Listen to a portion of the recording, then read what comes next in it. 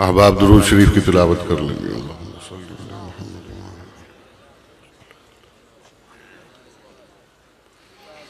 अल्लाहुम्मा बारिक अला मुहम्मद व अला आलि मुहम्मद।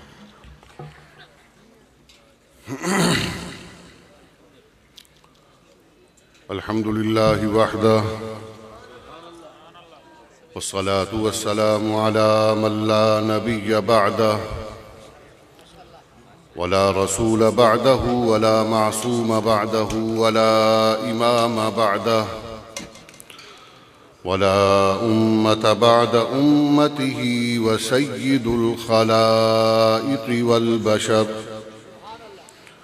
अरसलहुल्लाहु तआला बिल हक़्क़ि बशीरन व नज़ीरा व दाइयन इलल्लाहि बिइज़्निही व सिराजम मुनीरा व सल्लल्लाहु तबारक व तआला अलैहि व अला आलिहि व अस्हाबिहि व अज़वाजिहि अल्लज़ीना हुम खुलासतुल अरबिल अरबाइ व खैरुल खलाइक़ बअदल अंबिया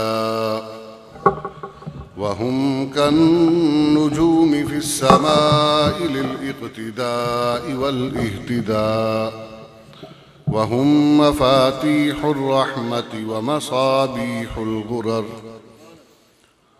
अम्मा बअदु क़ाल अल्लाहु तबारक व तआला फ़िल क़ुरआनिल करीम अऊज़ु बिल्लाहि मिनश शैतानिर रजीम बिस्मिल्लाहिर रहमानिर रहीम यरफ़इल्लाहु अल्लज़ीना आमनू मिनकुम वल्लज़ीना ऊतुल इल्म दरजात व क़ाल तआला वअम्मा मा यंफ़उन्नास फ़यमकुथु फ़िल अर्ज़ सदक़ल्लाहुल अलिय्युल अज़ीम व बल्लगना रसूलुहुन नबियुल करीम व नहनु अला ज़ालिक लमिनश शाहिदीन वश्शाकिरीन वल्हम्दुलिल्लाहि रब्बिल आलमीन। अल्लाहुम्मा अरिनल हक़्क़ हक़्क़न वर्ज़ुक़ना इत्तिबाअह व अरिनल बातिल बातिलन वर्ज़ुक़ना इज्तिनाबह। अल्लाहुम्मा अहदिना वहदि औलादना व औलादल मुस्लिमीन। अल्लाहुम्मा अहसिन आक़िबतना फ़िल उमूरि कुल्लिहा व अजिरना मिन ख़िज़्यिद दुनिया व अज़ाबिल आख़िरह। रब्बि इश्रह ली सदरी व यस्सिर ली अमरी वहलुल उक़दतम मिन लिसानी यफ़क़हू क़ौली।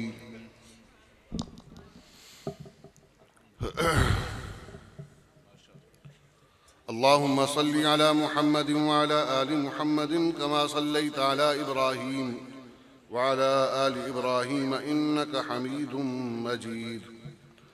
अल्लाहुम्मा बारिक अला मुहम्मदिन व अला आलि मुहम्मद कमा बारकत अला इब्राहीम व अला आलि इब्राहीम इन्नका हमीदुम मजीद।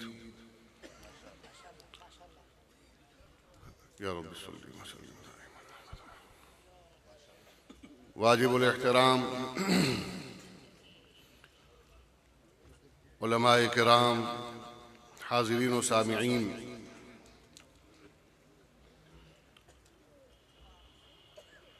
आप हज़रात बरस हा बरस से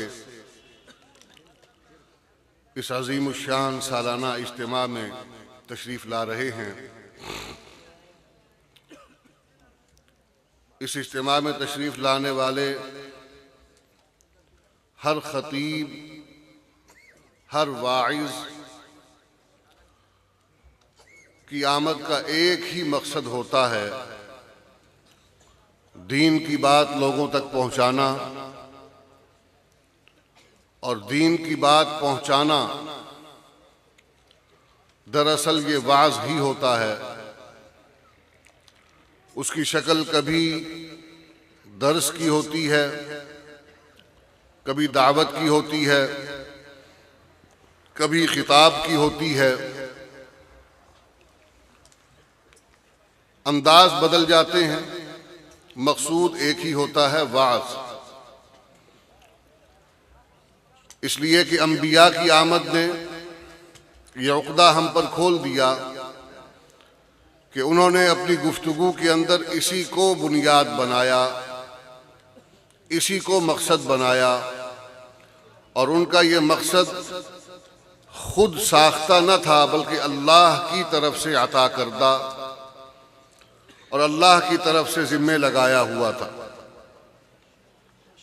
मेरे बाद भी इंशाअल्लाह यहाँ पर आप हजरात के सामने बहुत से खुतबा मौजूद हैं जो अपनी बारी पर यकीनन आपके सामने दीन की बात रखेंगे। मैं सबसे पहले तो अल्लाह तबारक व तआला की बारगाह में ये दुआ करना चाहता हूँ कि इलाहुल आलमीन हम सब की हाज़िरी को कबूल फरमाए और इलाहुल आलमीन हमारी नीयतों को खालिस कर दे। कमियाँ कोताहियाँ जो हमारी नीयतों में कजियाँ पाई जाती हैं उनको दुरुस्त कर दे, और हम सब यहाँ पर जो इकट्ठे हुए हैं अल्लाह हमारे इस मिल बैठने को बहुत देर तक हमारी जिंदगियों में मुस्बत तब्दीलियों का मूजब बना दे।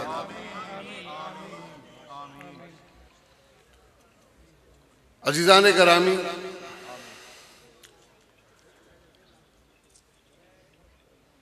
मुझे यहाँ एक निस्बत से बुलाया जाता है। मेरे बहुत ही वाजिबुल एहतराम मुफ्ती हबीबुर रहमान साहब दरखास्ती हफ़िज़हुल्लाह ताला, अल्लाह इनकी उम्र में बरकत अता फरमाए, आए रोज़ जो खबरें आती हैं, फिल हकीकत मैं सुन रहा था अभी मुझसे कबल जिन जज्बात का इजहार कर रहे थे फाजिल नौजवान, हमें भी अपने ऐसे बुजुर्गों की मौजूदगी से एक धारस और हौसला मिलता है और किसी न किसी दर्जे में ये धड़का भी रहता है कि मौत से किसको रुस्तगारी है। जाना तो सबने है, और अब तो ऐसा वक्त आ गया कि हर जाने वाला अपने पीछे एक बहुत बड़ा खला छोड़कर जा रहा है। नजर नहीं आता कोई और जो उसकी मसनद पर बैठकर वो हक अदा कर सके। अल्लाह चाहे तो सब कुछ हो सकता है, लेकिन फिल हकीकत ऐसा ही है। जितने नाम लिए गए आप गौर कीजिए, इन लोगों के लिए हम अपनी जिंदगी में, मैं अपनी बात करता हूं कि हमने इनसे बड़ों को देखा। अभी ज्यादा पुरानी बात नहीं है, ख्वाजा खान मोहम्मद नव्वरल्लाहु मरकदहू भी इस जमीन पर मौजूद थे। हमारे शेख सैयद नफीसुल हुसैनी शाह साहब रहमहुल्लाह ताला भी मौजूद थे। उनके करीब करीब मौलाना सरफराज खान सफदर रहमतुल्लाह अलैह मौजूद थे।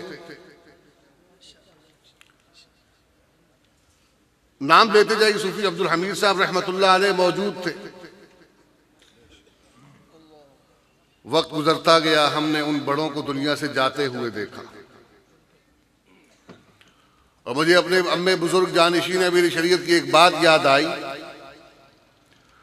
फरमाते थे कि हम अपने अब्बा के दौर में उनके छोटे साथियों को देखकर हंसा करते थे। काजी एहसान अहमद शुजाबादी को देखकर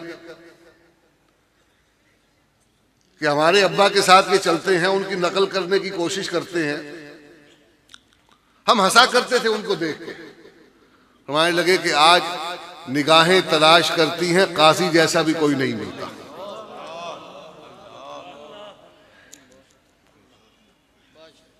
नाकदरी, ठीक है कि हमने जिनको देखा वो बहुत बड़े थे, लेकिन ये भी तो समझो कि वक्त अपनी चाल चल चुका। अब जो मुयस्सर है इनकी कदर कर लो, अब इनके बाद इन जैसे भी नहीं मिलने वाले। आज मैं हकीकतन इस इज्तिमा के हवाले से ये सोचता आ रहा था रास्ते में कि जैसा इज्तिमाइयत का मुजाहिरा इस स्टेज पर होता है, पूरे मुल्क में किसी और स्टेज पर ऐसा मुजाहिरा नहीं होता। तमाम तर दीनी तंजीमात, मसलक हक्का से वाबस्ता तमाम तर खानकाहों और शख्सियात जितना इनसे बन पड़ता है, मुमकिन होता है, आपके सामने इकट्ठे कर देते हैं और आपके सामने माशाअल्लाह नए से नए चेहरे भी मुतारिफ करवाए जाते हैं। अफराद की तैयारी, उनको मौका मुहैया करना, छोटों को बड़ा बनाना, ये मामूली बात नहीं है। और अमीर शरीयत रहमतुल्लाह अलैह ने एक मकाम पर एक कॉन्फ्रेंस में काजी साहब की सदारत रखवा दी, काजी एहसान शुजाबादी रहमतुल्लाह अलैह। तो साथियों ने बाद में कहा कि शाह जी और बड़े बड़े अकाबिर मौजूद हैं, जमात की क़ियादत मौजूद है, आपके साथी दीगर मौजूद हैं, आपने काजी साहब की सदारत क्यों रखवा दी? फरमाया मैं दुश्मन को दिखाना चाहता हूं कि हम ना भी रहें तब भी तुम्हारा सामना करने वाले तैयार कर चुके हैं। छोटों को बड़ा बनाना, ये हौसले की बात है, ज़र्फ की बात है। मौलाना गुलाम गौस हज़ारवी रहमतुल्लाह अलैह, हमने अपने अब्बा से सुना, फरमाया करते थे इख्तलाफात चलते रहते हैं बड़ों की ज़िंदगी में, जमाती मामलात के अंदर इख्तलाफ राय भी हो जाता है। फरमाते थे कि मैंने आपके अब्बा से, यानी हमारे अब्बा को कहने लगे कि आपके अब्बा से, यानी हमारे दादा से, अमीर शरीफ रहमतुल्लाह अलैह से, हमने उनसे सीखा कि छोटों को बड़ा बनाओ। हमारे स्टेज पर बैठे होते, गुफ्तगू करने वाला गुफ्तगू कर रहा है, ऊट पटांग भी कहे जा रहा है, बीच में जज्बात के अंदर ऊट पटांग भी कहे जा रहा है, तो वहां पर कभी स्टेज पर उसकी हौसला शिकनी नहीं की, वहां दाद दिया करते थे, बाद में बैठकर इस्लाह फरमाते थे, बाद में तंबीह करते थे।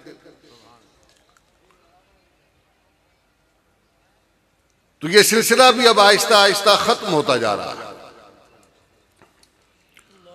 इस दौर के अंदर सबसे अहम जरूरत है कि उम्मत मुत्तहिद हो। एक बात ज़हन में आ गई, मैं अज खुद हासिल करदा इख्तियारात का इस्तेमाल करते हुए वो अर्ज करना चाहूंगा, इसलिए कि इतना तो मेरा हक बनता है इस स्टेज पर कि कुछ अपनी भी कहूं। अभी आपके सामने एक उन्वान आया, मजलिस इत्तेहाद उम्मत, सुना आपने? माशाअल्लाह, बाखबर लोग हैं, सोशल मीडिया का जमाना है भाई। बड़ी उम्र के लोगों को नमाज सीखने के लिए आलिम के पास, मौलवी के पास बैठने में हिजाब आता है, हिजाब होता है, रुकावट बनता है, लेकिन मोबाइल का इस्तेमाल सीखने के लिए पोतरे को नहीं बांधना पोवे तो कोई शर्म नहीं आती। सभी जानते हैं, छोटा हो या बड़ा हो। मजलिस इत्तेहाद उम्मत, तसव्वुर ये आता है, तासुर ये आता है कि उम्मत के तबकात मुत्तहिद हो रहे हैं। अब यहाँ एक सवाल पैदा होता है कि भाई उसका जो एलामिया जारी हुआ उससे तो हमें कोई इख्तिलाफ नहीं, 100% इत्तिफाक है, 9-10 जितने भी उसके नकात हैं उससे हमें बिल्कुल इत्तिफाक है, ठीक है, उस पर तो कोई एतराज। लेकिन एक सवाल करने का हक हमें पहुंचता है कि अल्लाह तबारक व तआला ने कुरान मजीद में एक तबके को खैर उम्मत कहा है, वो कौन है? सुते पे हो? मेरा सवाल मुश्किल है, मुश्किल सवाल है। अल्लाह ने कुरान में एक तबके को खैर उम्मत कहा, वो कौन है? सहाबा, यानी इस उम्मत के सरखैल सहाबा है।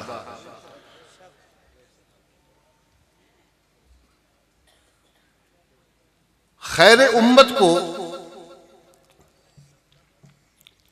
अल्लाह ने जो मकाम अता फरमाया, अभी यहां पर सैयदना मुआविया का जिक्र भी हुआ, अल्लाह ने खुद कुरान में बता दिया ना कि इनमें दरजात मैंने खुद बनाए हैं।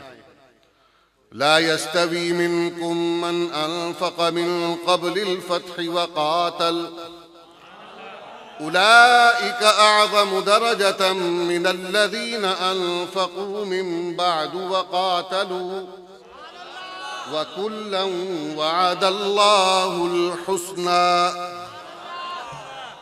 अब ये मकाम और मर्तबा अल्लाह खुद तय फरमा चुके कि जो पहले आए उनका दर्जा बहुत बड़ा है और जो बाद में आए मेरे नज़दीक तो उनका दर्जा बड़ा है, मुझसे आपसे, बल्कि यूं कह लीजिए कि ताबिईन की सारी जमात शामिल करके क़यामत तक आने वाले तमाम मुसलमान अगर मिल जाएं तो उनकी ज़िंदगी भर की इबादतें मुआविया के एक सजदे की बराबरी नहीं कर सकती।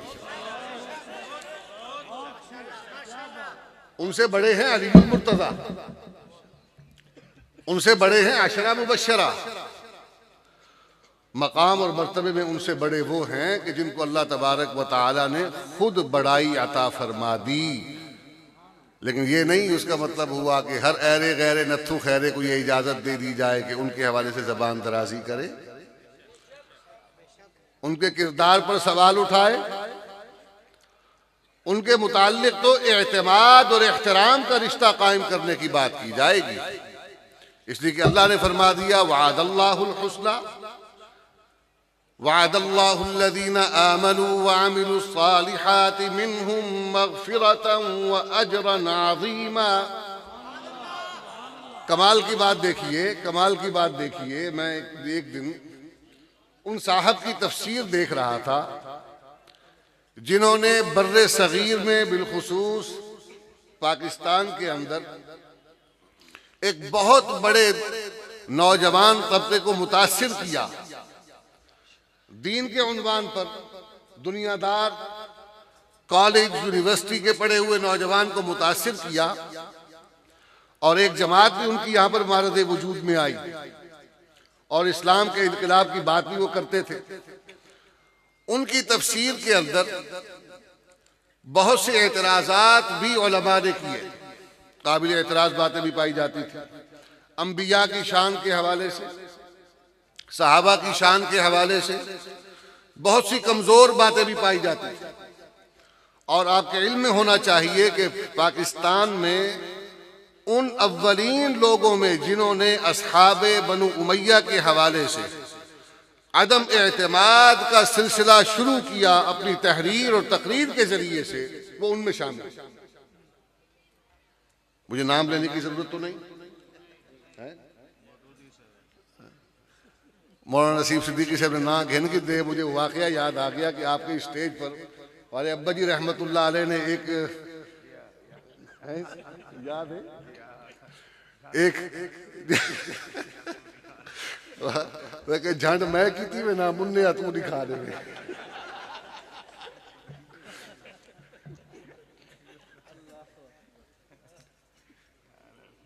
इस आयत मुबारका के जेल में मैं देख रहा था कि अल्लाह ताला कभी कभी किसी से अच्छी बात भी कहलवा देते हैं, कह देते हैं। मैंने ये जानबूझकर देखा, मैंने कई शायद इसके अंदर अल्लाह फरमाते हैं वअदल्लाहुल्लज़ीना आमनू मिनकुम व अमिलुस्सालिहात। अब ये उन्होंने तफसीर में लिखा कि यहाँ अल्लाह तबारक व तआला ने इस जमात के हर एक फर्द के मुताल्लिक वअदल्लाहुल्लज़ीना आमनू व अमिलुस्सालिहाति मिनहुम से मुराद वो कहते हैं कि हर एक फर्द इस जमात का अल्लाह उससे वादा कर रहे हैं कि तुम्हारी मग़फ़िरतन व अजरन अज़ीमा, कि तुम्हारी मग़फ़िरत भी और अजर अज़ीम भी तुम्हारे लिए तय कर दिया गया। तो मैं हैरान हुआ कि एक आदमी ज़िंदगी सारी इस जमात के माबैन इख्तिलाफ़ात को उजागर करता रहा, अल्लाह तबारक व तआला ने उससे भी यहाँ पर डंडी नहीं मारने की गुंजाइश रखी। बहुत कोशिश की और कई मकामात पर ऐसे है, यानी कि गोया के अगरचे मगरचे चूंके चुनाचे करके, लेकिन यहाँ पर डंडी नहीं मार सके। यहाँ कहना पड़ा कि मिनहुम, कि हर एक उस जमात का हर एक फर्द जो है अबू बकर से लेकर वहशी बिन हर्ब तक, हर एक अल्लाह ने उसके साथ मग़फ़िरत और अजर अज़ीम का वादा कर रखा। तो जिनके साथ अल्लाह ने वादा कर लिया, मैं कौन होता हूं? मैं कौन होता हूं उनकी ऐब चीनी करने वाला या ऐब शुमारी करने वाला? मैं कौन होता हूं?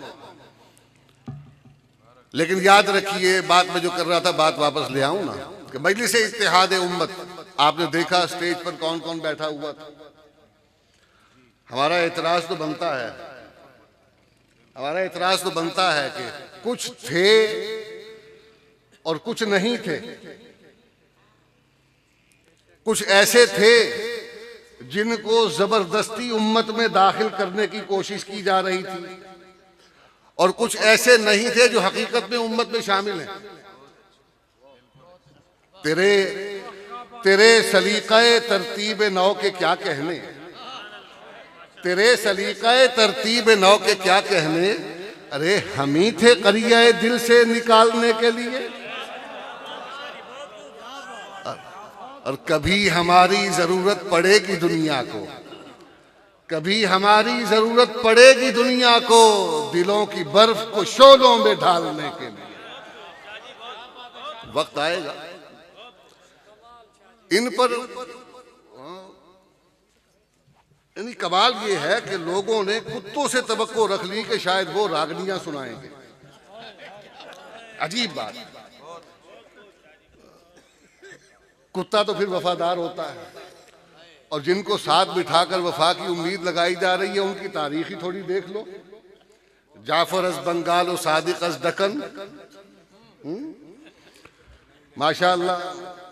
तो हमारे जमात के बुजुर्ग थे शेख हुस्सामुद्दीन रहमतुल्लाह अलैह, सिकंदर मिर्ज़ा के साथ किसी मामले में मुज़ाकरात के लिए उनको जाना हुआ, तो शेख साहब मिजाज के अहरारी थे, उनका लक़ब था, उनको जमात के साथियों की तरफ से ये टाइटल दिया गया ज़ैग़म अहरार।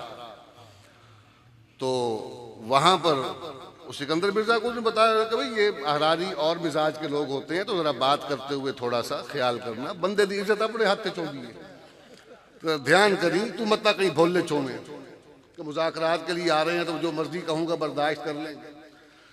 तो गुफ्तगू का आगाज़ हुआ, उसने कहा जी अहरारी तो गद्दार है, ये अहरार तो गद्दार है।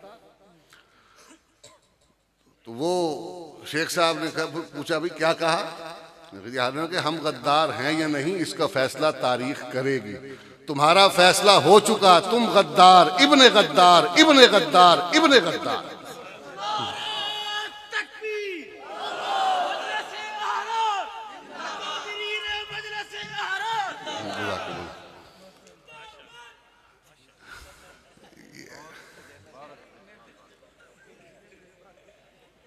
उसका शजरा भी वहीं जाके मिलता था जिसके साथ का आपने मजलिस इत्तेहाद उम्मत के स्टेज पर बिठा रखा।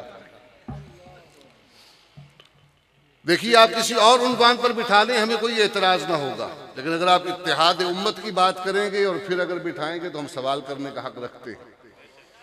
और मैं पहले कह चुका कि हमें एलामिये पर कोई एतराज नहीं है, लेकिन जहां एतराज की बात है वो करेंगे, कोई और करे ना करे, हम किसी और के मुकल्लफ नहीं है, ठीक है। और कोई हमें ये भी ना कहे कि भाई वो इतने बड़े बड़े, हम उनकी बड़ाई को मानते हैं, हम उन तमाम बड़ों को बड़ा मानते हैं, लेकिन उनको बड़ा मानते हैं, मासूम नहीं मानते। उनको बड़ा मानते हैं, नबी नहीं मानते। भाई इताअत हमने नबी की करनी है, और नबी की तैयार करदा जमात के हवाले से फिर हमारी जिम्मेदारी इसलिए भी ज्यादा बनती है कि वो सारा भार सारे सिर तैयार हो गए।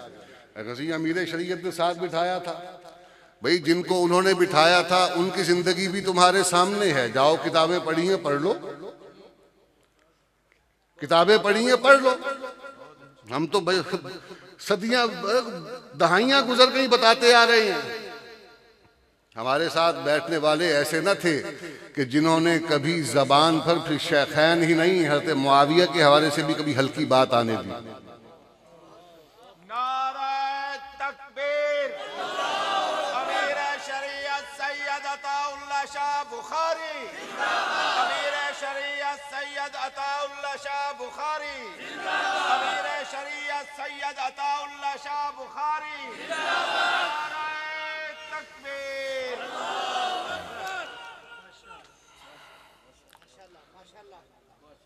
उनको देखा जाए, मजहर अली अजहर का नाम लिया जाता है, तारीख उठाकर देख लो भाई, लखनऊ की तहरीक मदह सहाबा में जो किरदार उसने अदा किया, आपका सारा कानूनी मुकदमा लड़ने वालों में मजहर अली अजहर पेश था। बारटला थे, वकील थे। सुन्नियों का मुकदमा रवाफिज के खिलाफ लड़ने वाला मजहर अली अजहर था। तहरीक मदह सहाबा पढ़ो जाके, मैं उसकी तफसील नहीं बताऊंगा नौजवानों से, ये आपके लिए मैंने एक इशारा दे दिया कि कुछ मुतालिया भी किया करें, पढ़ें अपनी तारीख को। ख़ास तौर पर मेरे वो नौजवान जो अब फाजिल होकर अमली ज़िंदगी में कदम रखने वाले हैं, जज्बात का होना बिल्कुल ज़रूरी है। जो उन्वानात जज्बाती हैं वहाँ जज्बात का इजहार होना चाहिए, लेकिन अपनी बुनियादों को इस कदर मजबूत कर लो, मालूमात और इल्म, शवाहिद, दलाइल, बराहीन, इनके ज़रिए से कि जज्बात तो इसके इजहार के लिए ज़बान अल्लाह ने दी है, सेहत है, ठीक है, ये ना हो तो फिर कैसे मुकाबला होगा। तो दलील के मैदान में अभी आपने वो देखा, एक मुनाजरा हुआ, डज गॉड एग्जिस्ट, नहीं जी, वो क्या है कि दौलत में सुकून, हुस्न में ईसार का जज्बा, दौलत में सुकून, हुस्न में ईसार का जज्बा, 100 बार तुझे कह जो दिया है कि नहीं है, और आ जाओगे हालात की जद पर जो किसी दिन, आ जाओगे हालात की जद पर जो किसी दिन, हो जाएगा मालूम खुदा है कि नहीं है।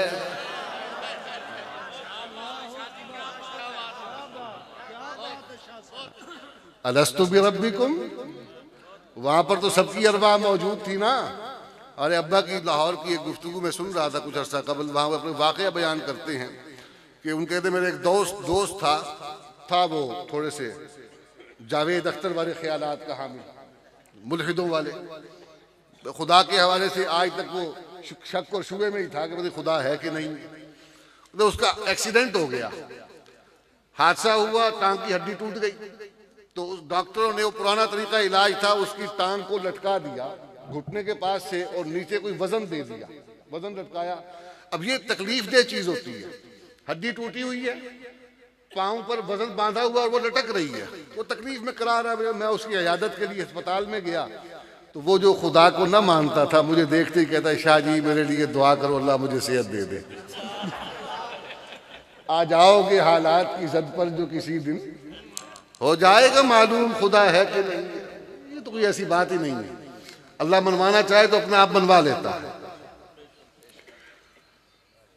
लेकिन आपके पास मैं अर्ज ये कर रहा हूं, मुतालिया होना चाहिए, पढ़ें, मुतालिया करें। सुनी सुनाई ठीक है, अकाबिर से सुना अच्छी बात है, लेकिन जदीद मसाइल, जदीद उन्वानात, आप देखें कैसी कैसी बातें अब ये सोशल मीडिया पर जबान ज़द आम है। ये बहस इल्हाद और ज़ंदिक़ा की बात कभी खवास में हुआ करती थी, उलमा अपने कोर्सों में, अपनी दरसगाहों में ऐसी कोई बात कभी खाल किया करते भी। अगर ऐसा सवाल हो तो ये जवाब, नानावतवी रहमतुल्लाह अलैह के मुनाजरे हैं जी, हज़रत गंगोही रहमतुल्लाह अलैह की बातें, उन हजरात के ईसाइयों के साथ, मुल्हिदों के साथ, जनादिका के साथ जो बातें थी वो वहाँ पर आपको मिला करती थी। अब तो ज़बान ज़द आम ये चीज़ें हो गई, तो अब इसके हवाले से तैयारी होनी चाहिए, एहतमाम करना चाहिए। तो उसके लिए ज़रूरी है कि मरऊबियत आपके जहनों से निकल जाए, उस माहौल से मरऊब मत होइए कि 2 पीस लगा के कोई बंदा जो है ना, कोई बहुत ज़्यादा पढ़ा लिखा बन जाता है। कुछ जी नहीं होते, असलू कौदन होते, कुछ जी कोई नहीं। वो हमारे अब्बा जी कहा करते थे, ये माँ बाप के लाखों रुपए लगवा के वो 16 साल की पढ़ाई भी की, और फारिग होने के बाद सबसे बड़ी फख्र की बात इस उल्लू के चरखे के लिए ये है, एक खड़ के खा दे। फरमाया करते थे कि बेवकूफ़ आदमी ये काम गधा भी कर लेता है, बगैर कॉलेज यूनिवर्सिटी में गए कर लेता है। एक दिन कॉलेज नहीं गया, एक दिन यूनिवर्सिटी नहीं गया, वो ही खड़ के खाने, तू ही खड़ के खाने, वो खड़ के मुतर दे, तू ही खड़ के मुतर दे। कोई DNA टेस्ट कराओ, इतना डारबंदी थ्योरी कुछ में कुछ सच लगती है। इंदा बंदे नाल वास्ता थोड़ा घट है, इनसे मरूब होने की जरूरत नहीं है। बस इनके पास यही है कि भी धौंस और ताकत इनके पास आ गई, इख्तियार इनके पास आ गया। अब मरूबियत की बात की जाए तो एक और तबका भी यहाँ पाया जाता है, वो जिनकी आपने तकारीर सुनी होगी, मैं उनके हवाले से भी कुछ बातें अर्ज करना चाहूँगा। यहाँ पर भी मैं अज खुद हासिल करदा इख्तियारात का इस्तेमाल करना चाहता हूँ।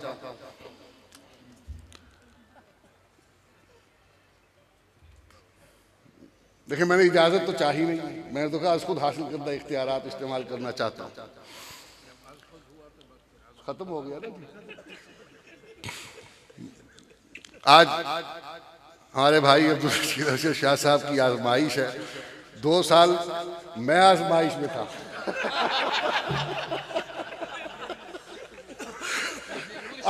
आज बेटा मारा है, आज बेटा मारा है।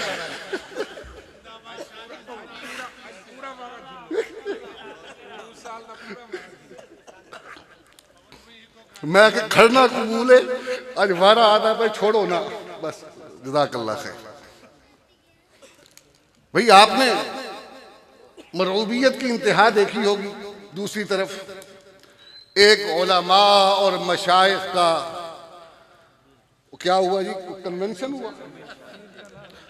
उलमा और मशाइख का कन्वेंशन हुआ और उलमा और मशाइख का किरदार हम तो यही समझते आए थे कि वहां पर हक को कहना और वहां कहना जहां हक बनता है।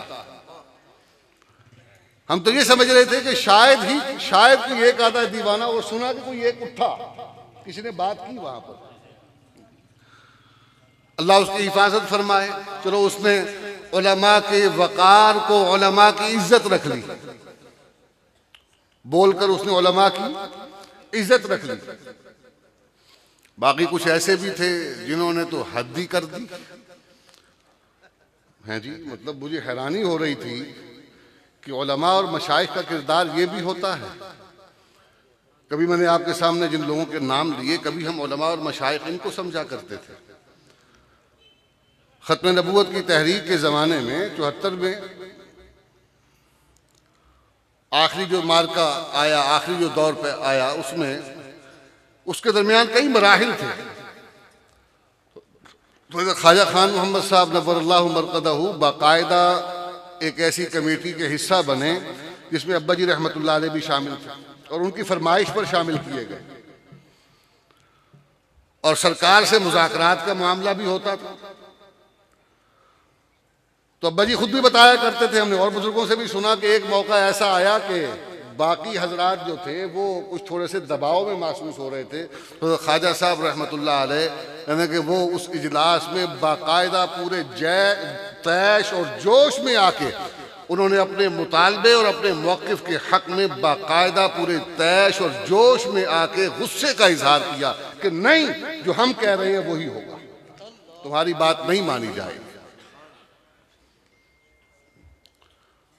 हम समझते हैं कि खामोश सूफी मनश आदमी था, बस कमजोर से वजूद वाला, चुप करके बैठा रहने वाला, लेकिन उसके अंदर एक ईमान का इतना बड़ा जवार भाटा था, ईमान की ऐसी ताकतवर रोशनी थी कि जो सिर्फ उनके वजूद को नहीं, उनके साथ बैठने वालों को भी मुनव्वर कर दिया करते।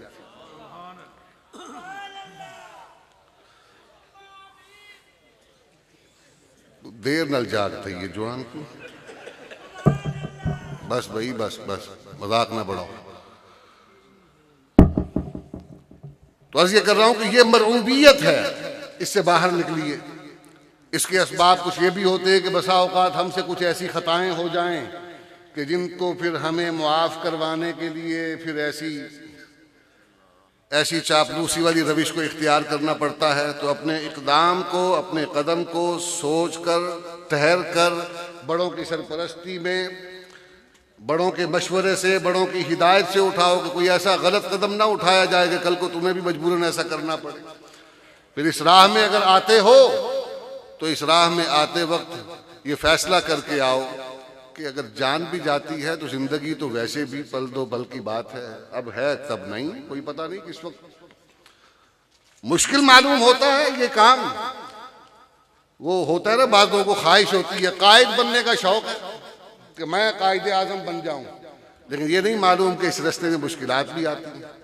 वो एक किरदार है बड़ा मारूफ हमारे आनार के हल्के पुराने बुजुर्गों में से, नाम मैं नहीं लेता, वो कहते थे वो हमारे गैर मुक़ल्लिद हजरात में से, बड़ी बज़ला सही तबीयत थी उनकी। तो वो उन्होंने देखा कि भी ये सब जेलों में जाते हैं और इनकी बड़ी शोहरत होती है, बड़ी वाह वाह होती है, नारे भी लगते हैं। उन्होंने कहा मैं भी एक आध तकरीर ऐसी करूं कि मुझे भी जो है ना कैद हो जाए। उन्होंने कहा पंजाबी की था फाना ठोक तकरीर कर दी थी, मुकदमा बन गया, जेल टूट गया। तो चौधरी अफजल हक साहब रहमतुल्लाह अलैह दफ्तर अहरार में बैठकर ये मशवरा करने लग गए कि भाई ये पहली दफ़ा फंसा है, इसको कायद बनने का शौक था, इसकी जमानत करवाओ, ये कहीं सबकी लुटियां ना डुबो दे।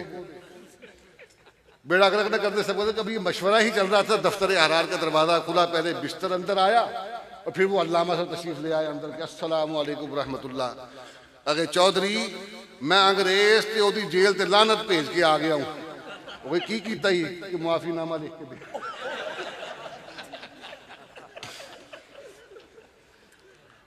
कायद बनने का शौक होता है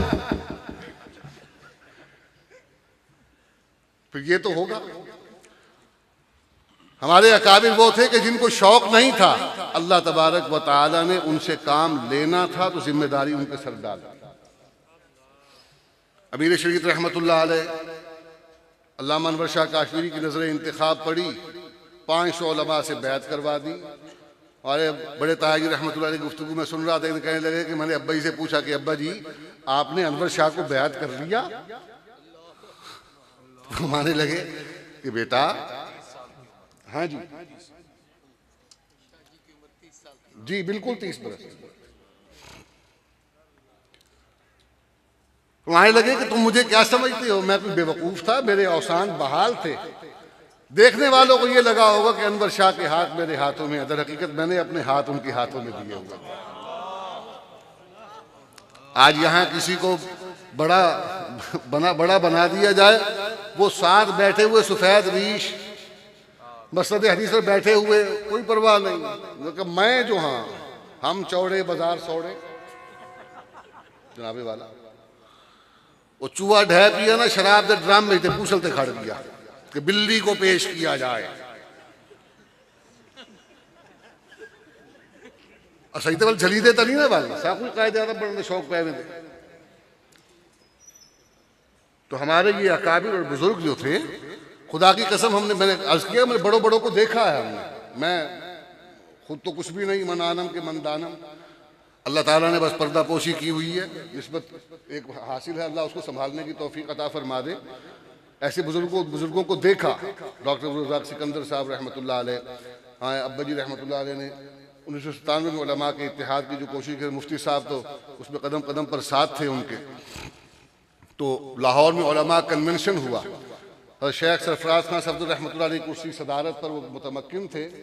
तो अब जाहिर बात है खतीब की कुर्सी या उसकी जो माई का थोड़ा वो आगे रखा जाता है, तो कुर्सी थोड़ी सी शेख से आगे रखी गई और डॉक्टर साहब की गुफ्तगू की बारी आई अब्दुल रज़ाक सिकंदर रहमतुल्लाह अलैह।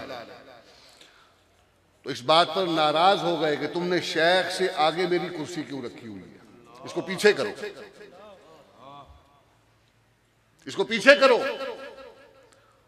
ये वो हमारे अकाबिर थे जिनसे हमें सबक लेना था।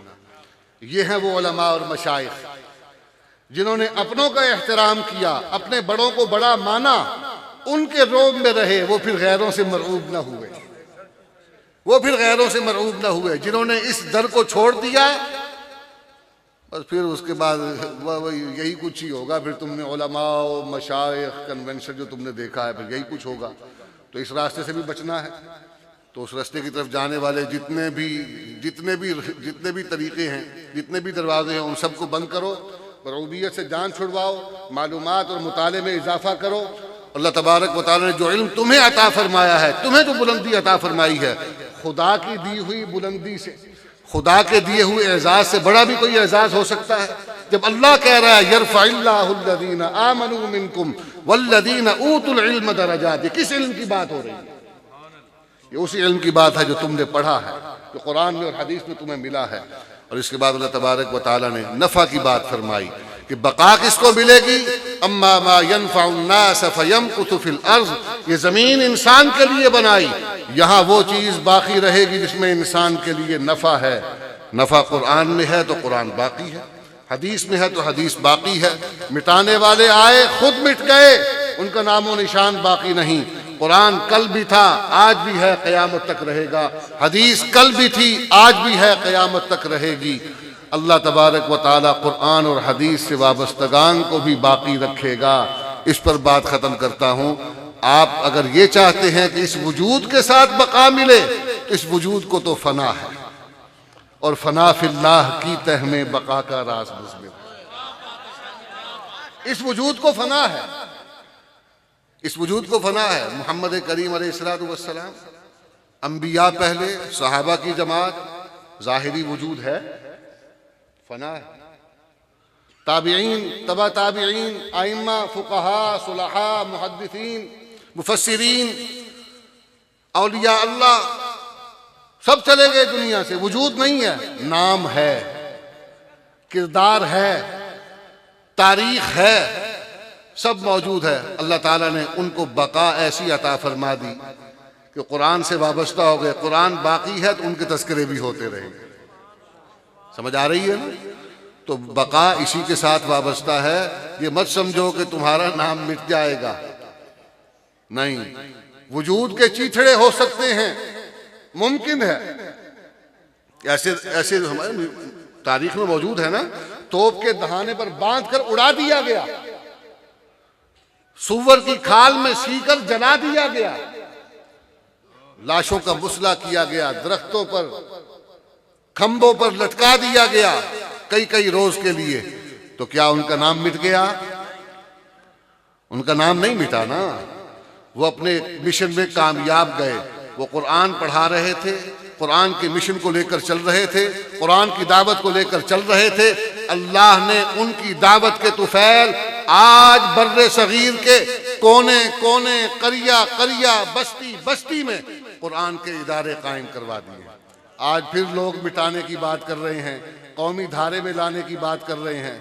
तो भाई उनकी मेहनत उनके साथ, वो अपना काम करते रहेंगे। सुबह अपना अपना है, जाम अपना अपना, किए जाओ मैं खारो काम अपना अपना। वो मिटाना चाहते हैं, मिटाने की कोशिश कर लें, हम बचाने की जिम्मेदार नहीं हैं। हमें पढ़ाने का, सिखाने का तरीका बताया गया, जिम्मेदारी दी गई, हम वो काम कर रहे हैं। इमारत होगी तब भी करेंगे, नहीं होगी तब भी करेंगे। जिस हाल में अल्लाह तबारक व ताला हमसे ये खिदमत लेना चाहेगा, लेता रहेगा।